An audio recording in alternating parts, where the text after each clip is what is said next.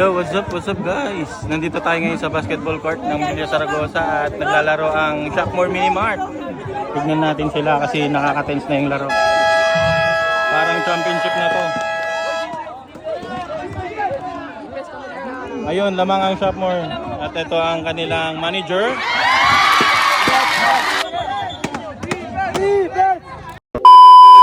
Oops, kinat ko muna yung video dahil ipapakilala ko nga pala ang maglalaban ngayong gabi, ang Boss Skyler at ang Shopmore na parehas ay wala pang talo. Let's go! Panoorin natin!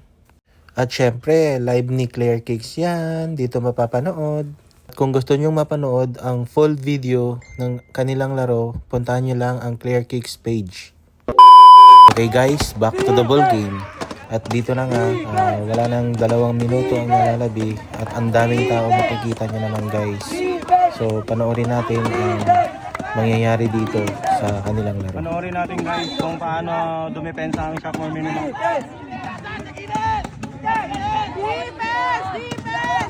Wala!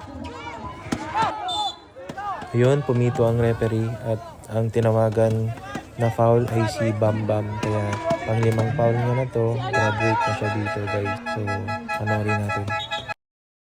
At ayun nga, tinawagan si Bam Bam ng foul dito guys.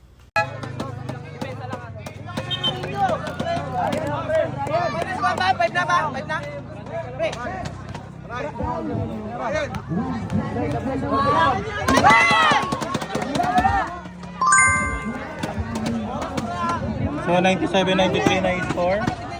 Ang oras! Tingnan niyo ang oras! Okay, kulang 1 minute na lang. Wala! Wala ang foul! Wala! Oras!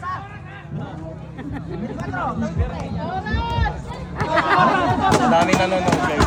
Let's go, Shopmore! Let's go! Defense! Let's go, Shopmore! Let's go, Shopmore!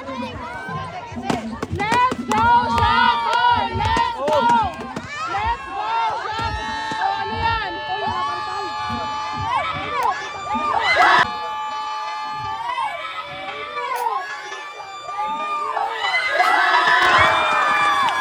At dito na nga nagtuloy-tuloy ng lamang ng Shopmore at lalo pang nadagdagan yung kanilang score.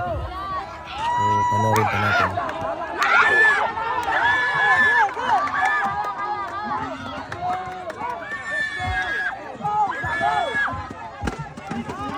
Kasi tayuan na lahat, kaya tatayo na rin ako guys.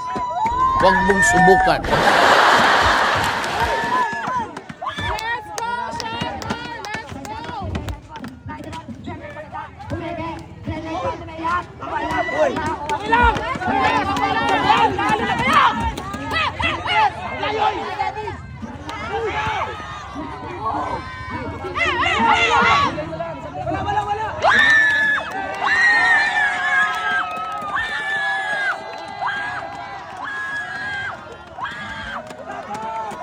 Grabe, nakaka-tense guys, nakaka-tense. Ang daming nanonood. Parang championship na to guys. Panalo tayo guys. Panalo Shopmore. Panalo tayo, panalo. Ang daming tao.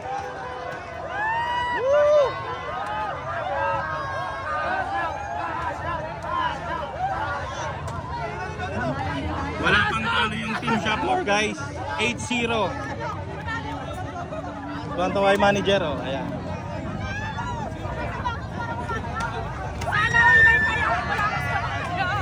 Nice. Galing. Shopmore. Let's go, Shopmore! At syempre, prayer pagkatapos ng laro at magpasalamat dahil isa na naman panalo ang naipanalo ngayong gabi sa laro laban sa Boss Skyler. Maraming salamat sa mga supporters ng Team Shopmore at sa mga viewers. Maraming napasaya ngayong gabi dahil maganda ang kinalabasan ng laro. Salamat po.